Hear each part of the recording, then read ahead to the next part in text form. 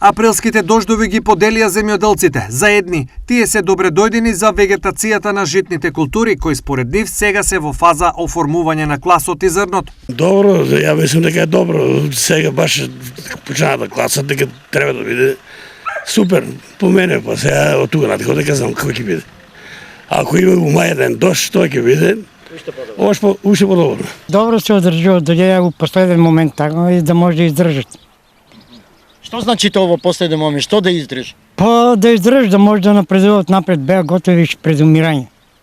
А што која причина беше за да дојде до нивно горење како што? Големата суша што не падна многу време дожд, не може да издржи тоа, дека може. А високите температури? Па исто. Потребен е уште еден ваков дожд, но мајски. Треба сега баш за мај тука некаде до 15 мај пада заврнен дожд убав и не треба повеќе го треба. Цял оно процес на вратено да искара треба да го формира плодот. Треба па колку повеќе влага има подобро такво, ќе има подобро зрно. Дали со тоа со влагата зрното е побогато, Па побогато, поетро и повиричат ќе има. Уште 25 дена така да падне не го бави дожд и готово завршена работа, ќе има беричат.